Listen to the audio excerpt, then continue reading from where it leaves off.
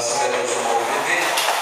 E graças a Deus, irmão, hoje nós já temos aí para mais de quase 3.000 visualizações, porque era um povoado que estava esquecido, e alguém dizia assim para mim, que lá no povoado não vem para roubar, o diabo vai para roubar, matar e destruir. Ele não vai não, porque se ele for lá, o povo vai roubar ele, porque é tão difícil o lugar, é tão melindroso, que só vai para lá realmente, como dizia o pastor Teco no dia que ele nos deu a posse. O Deus que chama, ele prepara. E eu sempre aprendi que culto de doutrina, culto de instrução, é um culto em que o pastor, ele mesmo procura disciplinar, discipular a sua igreja. Mas o mesmo meu amigo particular, pastor Eduardo, está presente, mas a representação ele está meu amigo Diácono Vildo, né? E ele disse, não está com o trabalho do pastor, não estou com a igreja. Mas Deus abençoe, Diácono Vildo, meu amigo particular de muitos anos, tem me aconselhado na época da minha escravidagem, quando queria só mais jogar bola do que estar na igreja, né? Sempre dava aquela palavra, porque sempre foi assim, sossegado. O que realmente passou nele faltou em mim. É muita paciência. Quero que quando eu estou sem paciência não vou viver, eu chego lá no meio da rua, estou no meio, Jesus está voltando, e eu não quero nem saber, e hoje eu vou pregar uma hora porque eu estou com Jesus no couro. Aí fica pegado, chega no meio da rua e fica dizendo, Jesus salva, Jesus cura, Jesus batiza, Jesus liberta, leva para o céu, ele salva o caquinhozeiro, salva o macumbeiro, salva o curadeiro. Eu vou passar aquela rua e pastor está doido. É doido por dinheiro para pegar da igreja naquele lugar. Diga amém, meu irmão. E assim a gente vai fazendo a obra do Senhor, usando uma aqui, usando outra ali, e a obra do Senhor vai sendo feita. Amém? Mas uma coisa a gente continua dizendo lá: tem fogo por dentro, tem fogo por fora, tem fogo na porta, tem fogo no pastor, tem fogo na mulher do pastor, tem fogo na família do pastor. E somente ali dentro que realmente quer ver e sentir o fogo da purificação. Primeira epístola do apóstolo João, capítulo de número 2.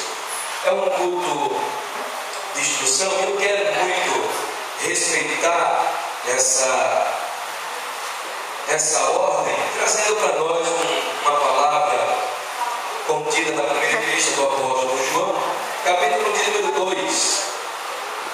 Primeira epístola do apóstolo João, antes do Apocalipse, não é evangelho. O evangelho fica quase no meio da Bíblia, mas é epístola.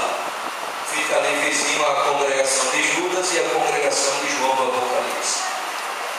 Primeira epístola do apóstolo João, capítulo 2, versículo de número 15, 16 e o 17.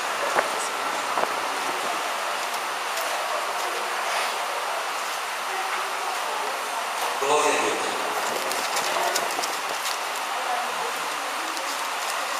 Glória a Deus. Os irmãos nos ajudem mesmo.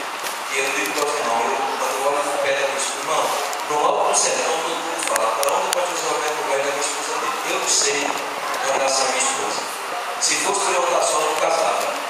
Mas como casei, aonde está a cabeça também tem que estar o corpo. Para onde eu sempre levo ela, estou sentindo muito esse sofrimento dela, está com 3 dias que ela não dorme direito.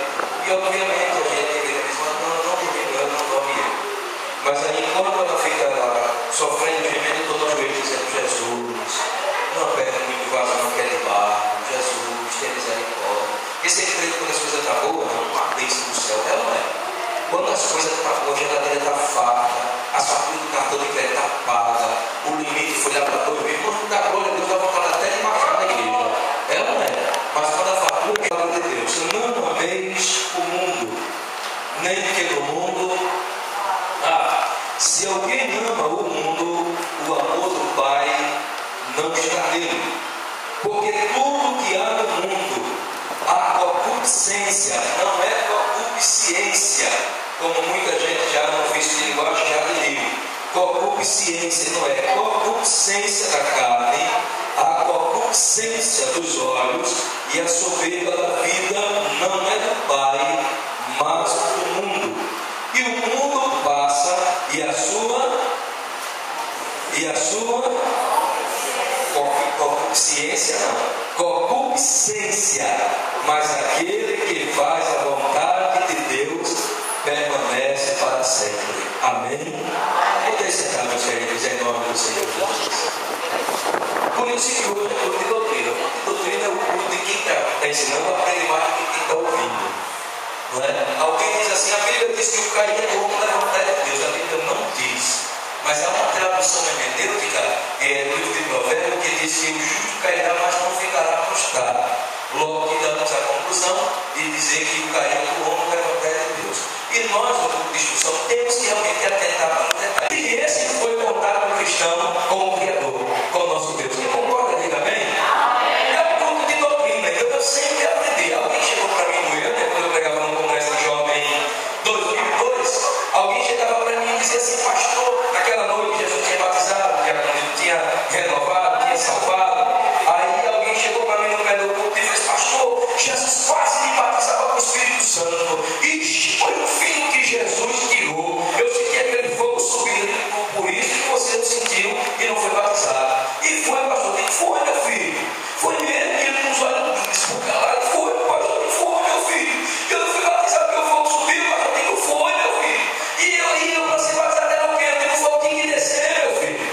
Não é subir não, o fogo que sobe é o fogo do sensacionalismo, é o fogo da emoção, é o fogo da empolgação, mas o fogo que desce é Lucas 24:49. Esse quem pode sobreviver à promessa do meu Pai, ficar na cidade de Jerusalém até que do alto seja revestido de. Irmão, quando o fogo vem do alto, não tem quem segure. Crente chora, bate palma, fala a língua, sapateia, fala aquelas coisas gostosas. Afinal de contas, na igreja pentecostal é como eu sempre digo: ou o crente pega fogo, ou o fogo pega o crente. É assim, não é? Aleluia. Deu glória para Jesus aí. Amém. Nós lemos na primeira epístola do apóstolo João, como não? Discussão, vamos meditar um pouquinho. Capítulo 2, versículo 15 ao 17. Quando nós lemos algo dessa natureza, a gente fica logo preocupado. Pronto, agora vai ser aí lavado. Porque tem um pouco dessa maneira, né? Diz que culto de doutrina é muito lavado. E nunca é, não foi, nem nunca vai ser. Não. Culto de instrução, culto de doutrina é um culto de instrução. Por exemplo, quem sabia que já observou que essa palavra não era concupiscência?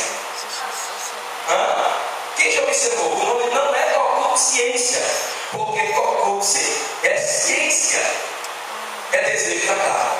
Veja só, quando você pega essa palavra e divide, você vai encontrar estudo dos desejos da carne.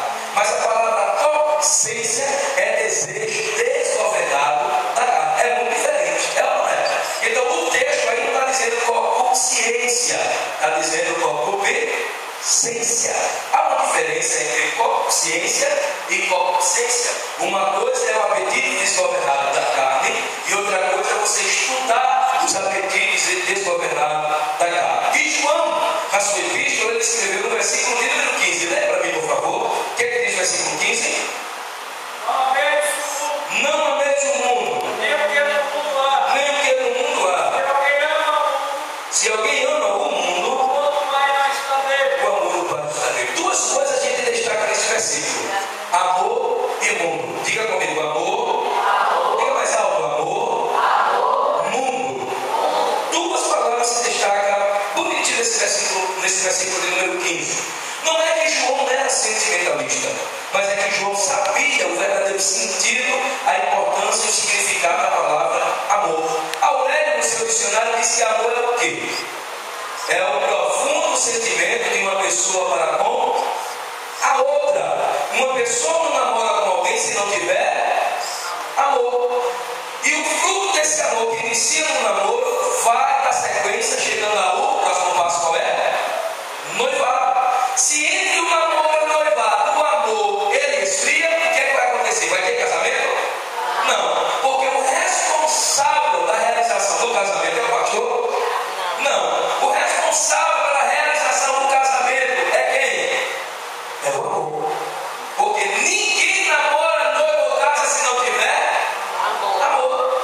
E esse amor, segundo João, é um profundo sentimento. Eu conversei com um pastor arquiteto, amigo meu, lá de Araguaína, no estado do Tocantins, pastor Elivel, e eu disse a ele: pastor, ele é arquiteto.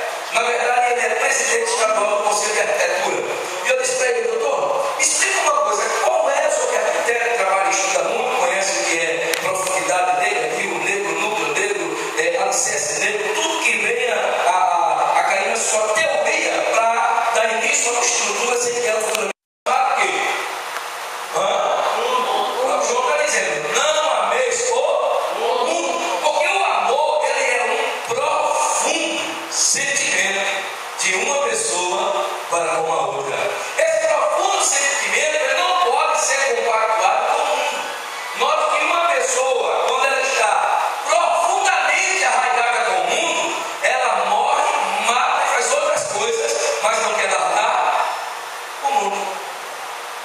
Porque está profundamente contagiada com as coisas que existem lá no mundo. Então o amor ao mundo realmente já arraigou a sua alma, levando o seu espírito, comprometendo a carne. Aí João diz o que é para nós? Não ameis o mundo. Aí a gente vai para uma outra palavra que chama atenção aqui. É a palavra mundo. Aliás, você vai para Gênesis capítulo 1, versículo 1 e 2. Me ajuda aí. É instrução e eu aprendi que instrução é assim. Se a gente puder ver, são dois cultos em que se torna uma faculdade da igreja, o culto de doutrina e escola bíblica dominical. Veja o que diz Gênesis capítulo 1, versículo 1 e 2.